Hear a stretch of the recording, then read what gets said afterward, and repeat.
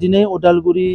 जिल्ला जोंहा फार्मार जि सेल दङ UPPL हान्जानि बिथांमोना 30 FPC फार्मार प्रडिउसार कम्पानिनो सार्टिफिकेट राननाय हाबाफारि लादों आरो बेवहाय उदालगुरियाव 30टा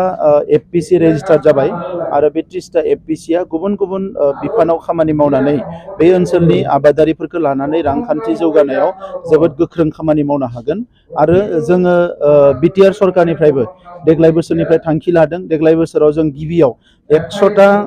जोङो FPC ग्रुपनो फार्मार प्रडिउसार ग्रुपनो 2 लाख रां अनसुंथाइ होगोन बिथांमोना जाहाथे बायदिसिना खामानि मावनो हायो आरो जोंनियाव दायो जाखांबोनाय आबादारिफ्रा जोबोद गोख्रोङै आवगायबोगासिनो दङ मोनफ्रोमबो जिल्लायाव गोदान FPC FPO रेजिस्टार जादों आरो बेफोरनिफ्राय जों हमनो हायो जे बड'लेण्डआव फैबाय थानाय समाव आबादनि जांख्रिथाया जोबोद थाबैनो जागोन आरो बेफोर हाबाफारियाव गोख्रों बिफाव लानायनि थाखाय आङो फार्मार सेलखौ धन्यबाद होदों आरो मिजिंथिदों बिथांमोना डिपार्टमेन्टजों लोगो नांनानै गभर्नमेन्टनि गुबुन गुबुन एजेन्सिजों लोगो नांनानै बेंकजों लोगो लानानै नेटफिजों लोगो लानानै नाबार्डजों लोगो लानानै आरोबाव गोख्रोङै जोंनि आबादारिफोरखौ लानानै खामानि मावनो हागोन बेखौ आं मिजिंथिदों। दिनैनि हाबाफारिजों सोमोन्दै उदांस्रि साननि नामाव गोबाङानो जौ सेरेब लोंनानै गोबां एक्सिडेन्ट जानाय नुनो मोनदों बेयो जोबोद दुखुनांथाव बेयो उदांस्रि सानावबो जौ लोङोबा निउ इयारावबो जौ लोङोबा खालि जौ लोंनायखौल' जुदि गावनि जिउनि थांखि होननानै लायोब्ला बिनिख्रुइ दुखुनांथाव आरो जेबो जानो हाया आं खावलायदों जे जोंनि लाइमोनफोरखौ बेबायदि जौ लोंनाय बायदिसिना जुवा गेलेनाय गाज्रि खामानिनिफ्राय जायफोरा बेफोरजों लोब्बा दङ बिथांमोना गोजानाव थानांगौ आरो जोङो सरकारनि फारसेनिफ्राय बेबायदिखौ जों मालाबाबो लुबैया जोंनि सामाजिक आफादफ्रा बिनि सायाव माखासे सांग्रांथिनि हाबाफारि लागासिनो दङ जों मिजिंथियो जे जोंनि लाइमोनफ्रा गावनि जिउखौ जौ लोंनो आरो थैनोल' जोनोम जादों बायदि लानो नाङा मानोना बिमा बिफाफ्रा बिथांमोननि सायाव जोबोद मिजिं थायो माहारिया जोबोद मिजिं थायो आरो गावनि जिउखौ दानांगौआ गावबा गावनि बिबान दा बेनिखायनो जाहाथे बे जौ लोंनाय एबा गोसायै बाइक सालायनानै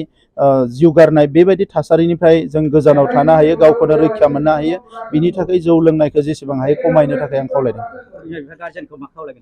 गार्जेना दिनै गार्जेनफ्राबो मालाबा हेल्पलेस जायो दा मोनसे बैसोनि उनाव गावनि फिसालाखौ बिथांमोनाबो बुजायनो हाया जायो देरनायनि उनाव गावनो थांखि लायो दा मेइनलि गार्जेनाथ' मा दस दङ गार्जेनाथ'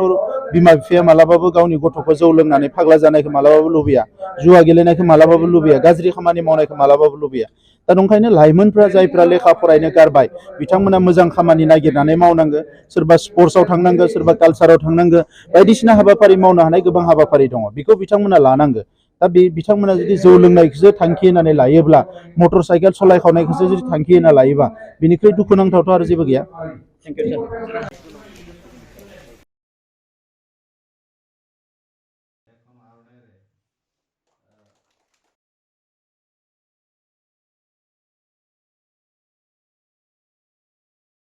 बहुत অসুবিধাৰ কাৰণে আহিব পৰা নাই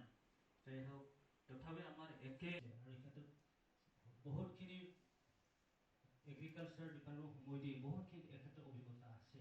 সো আমি ভাবো এখাতে আমাক বহুত বিচাৰ আছে এডিঅ অকল আছে আমাৰ এডিঅ অকল আছে